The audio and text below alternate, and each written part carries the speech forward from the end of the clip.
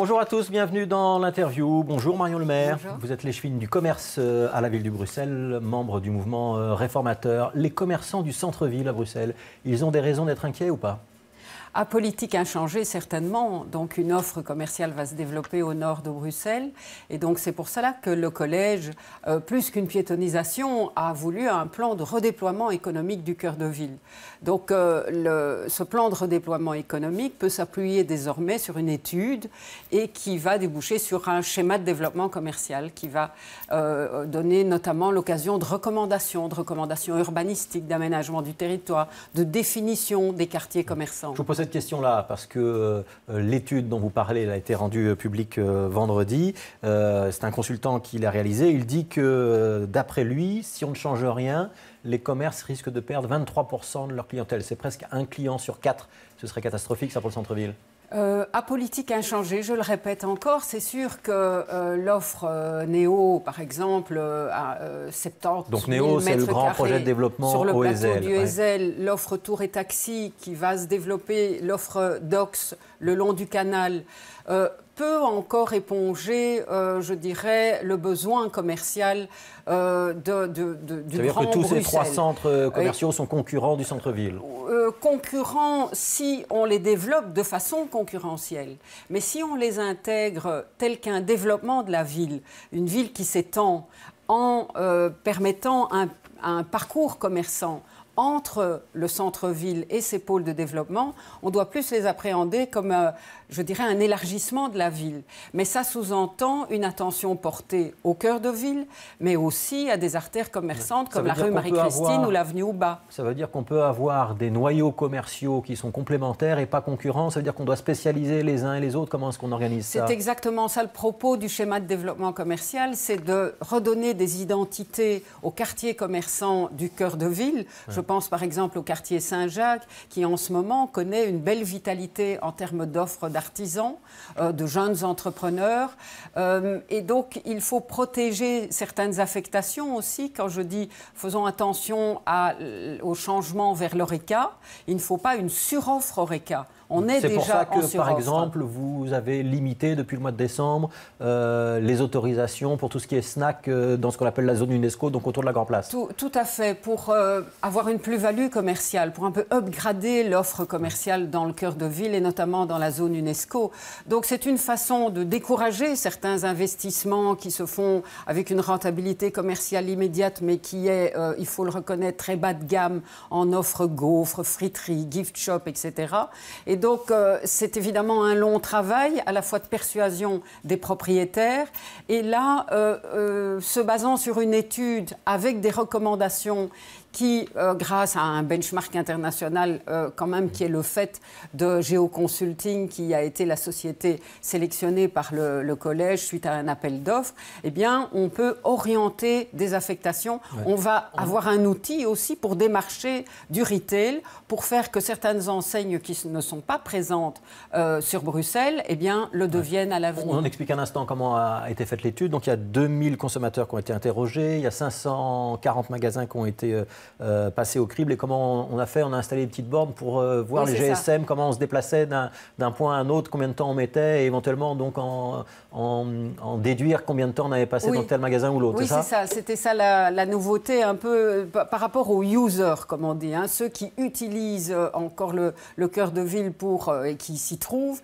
On détecte le GSM, il passe devant une borne, donc on voit s'il passe par exemple dans la rue Neuve, très rapidement, ça veut dire qu'ils ne sont pas des consommateurs des produits vendus rue Neuve, ils ne font qu'emprunter ce trajet-là. On peut les suivre dans leur trajet et ainsi on voit aussi les connexions entre les pôles commerciaux, entre les noyaux. Donc, si je m'arrête devant Lino et si je m'arrête devant un autre magasin de vêtements, on m'a repéré. Et ça a été détecté. Ouais. Et on parle de la rue Neuve.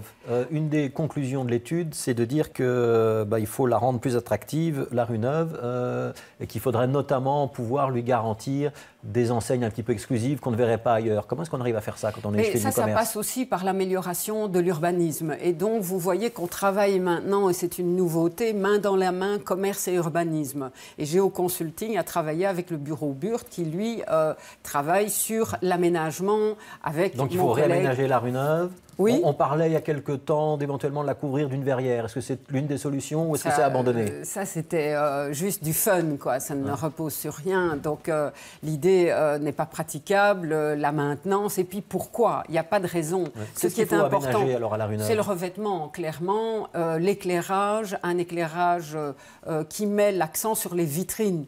Donc, il faut peu d'aménagement urbain, mais il faut un bel aménagement au sol, une mise en valeur des vitrines et alors recréer un espace qui est un peu une sorte de respiration au milieu de la rue Neuve, qui pourrait être la place aux choux, selon qu'on lui donne le nom de la rue aux choux. Quand l'étude dit qu'il faut des enseignes exclusives qu'on ne trouve que là et pas ailleurs, donc c'est bien beau, mais j'imagine que ceux qui vont développer Néo vont se dire exactement la même chose. Comment est-ce qu'on va arbitrer entre l'un et l'autre et orienter la Primark ou une autre grande enseigne d'un côté ou de l'autre? Déjà, Primark qui cartonne sur la rue Neuve en ce moment, mais d'autres pourraient être intéressés à partir du moment où l'aménagement urbain est de plus grande qualité.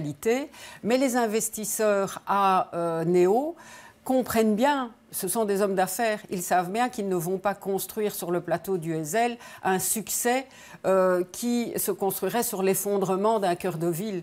Je pense que le développement économique doit aller de pair. Et Néo ne se développera pas bien si il part d'un cœur de ville paupérisé, avec une image qui est quand même l'image internationale de Bruxelles. L'investisseur, il veut surtout que son magasin ou que sa galerie commerciale fonctionne. Il se moque un petit peu de ce qui se passe chez le voisin, non? C'est quand même Bruxelles. Et l'image internationale de Bruxelles, celle qui passe dans les médias, c'est le Pentagone, c'est la Grand Place, c'est la zone UNESCO. Et c'est celle-là aussi qu'il faut faire tourner. Elle doit être propre, elle doit être attirante et sûre. D'où le projet de piétonnier, d'où le projet de Geoffroy Coumans de Brachen de faire une rénovation des façades au centre-ville. Tout à fait. Dans l'étude, on vous suggère un grand restaurant, par exemple, sur les toits de Lino.